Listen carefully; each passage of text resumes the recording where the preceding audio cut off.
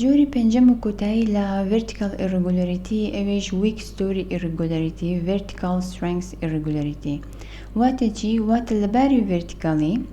لە ستۆریەک بۆ ستۆریەکتر یەکێک لە ستۆریەکان strengthی لە چاو ستۆری سەرەوەی خۆی کەمترە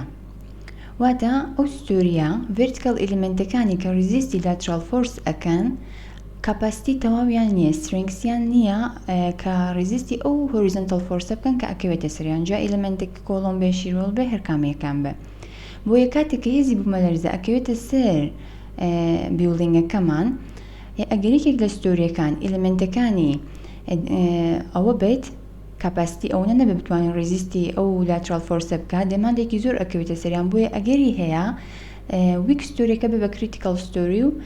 greater possibility of damage بۆیە بە پێی کۆد چۆن باسی weak story کردووە ئەڵێت دوو جۆرە weak story irregularity ئەمە کاتێک کە ستۆری lateral strengthەکەمان کەمتر بێ لە 1/8 ستۆری سەرەوەی خۆی و جۆری دووەم extreme weak story irregularity ئەمە کاتێک کە ستۆری lateral strengthەکەمان کەمتر بێ لە 1/65 ستۆری سەرەوەی خۆی باشە ستۆری lateral strengthەکە ئەبێ ئێمە مانوەڵی کالکولیتی بکەین بەرنامە ETABS ڕاستەوخۆ ئەمەمان ناداتێ بۆیە ئەویش چۆن کالکولیتیەکەین ئەڵێن design shear strength یان بڵێن lateral strength ستۆریەکەمان ئەکاتە چی ئەکاتە summation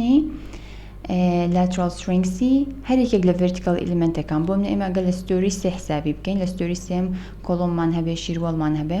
ئەبێ strength هەرێکێک لە کۆڵۆمەکان بدۆزینەوە summation-یان بکەین strength هەموو شیروەڵەکان بدۆزینەوە summation-یان بکەین هەموویان بەیەکەوە ئەبێ بە ستۆری strength ئەمە کاپاسیتی ستۆریەکەمانە باشە چۆن shear strength کۆڵۆم بۆی منە بدۆزینەوە یا vertical ئلیمنتەکان shear strengthەکەی ئەکاتە VC plus VS ئەمە concrete contribution strength concreteەکەیە لەگەڵ reinforcement steel contribution لەگەڵ strength reduction factor ئەمە فانکشنەکەیەتی بەپێی ئەم هاوکێشەیە بۆ هەرێکێک لە ئلیمنتەکان ئەیدۆزینەوە لە هەر ستۆریەکە دواتر کۆیان ئەکەینەوە بێ بە lateral strength ستۆریەکە باشە لە بەرنامەی ETABS ئەگەر سێر بکەین پێش ئەوەی کالکولیشنی بکەین لە بەشی دیسپلەی ئەچینە سەر show table لێرە لە structural output other output story force بۆ منە چلۆت کەیسێک دیاری بکەین EQX لێرە چیمان هەیە shear forceمان هەیە ئەم shear forceانە ئێمە ناتوانین ڕاستەوخۆ ئەم shear forceە بەکاربێنین چونکە ئەم shear forceانە دێماندن باشە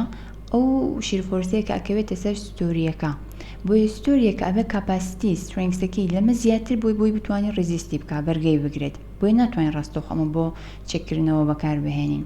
چی ئەکەین یەکەم شت پێویستەکە بیڵدینگەکەمان دیزاین بکەین فرێمەکەمان دیزاین بکەین چونکە ئێمە دیزاین shear strengthمانەوێت کاپاسیتیمانەوێت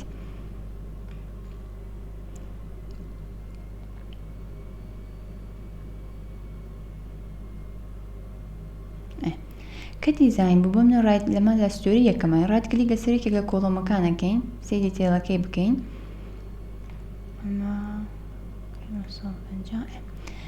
لێرە ئەتوانین ئێمە ئەو هاوکێشەیە کە نووسی بوومان ئەتوانین لێرە هەموو داتایەکان وەربگرین بۆ نمونە ئەمە strength reduction factorەکەمانە لێرە چیمان هەیە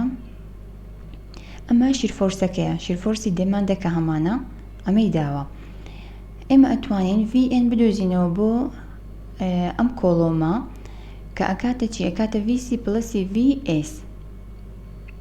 ئەتوانین ڕاستەوخۆ پێم هاوکێشەی بدۆزینەوە یان ئەتوانین بە ئاسانتر بیکەین کە ئەمەش shear forceی دێماندە لەسەر nominal shear strengthەکەیە ڕێشیۆکەی داوەتوانین بەپێی ئەم ڕێشیۆیە هەیە و shear forceی دێماندیشمان هەیە ئەتوانین VN بدۆزینەوە بۆیە کە nominal shear strength هەرێکێک لە کۆڵۆمەکان ئەدۆزینەوە هەمووی summation ئەکەین ئەوە بێ بە story strengthەکەمان دوای ئەوەی کە story strengthمان دۆزیەوە بۆ منە بە ئاراستەی X بە ئاراستەی Y چی ئەکەین ئەو کاتە بەراوردی ئەکەین بۆی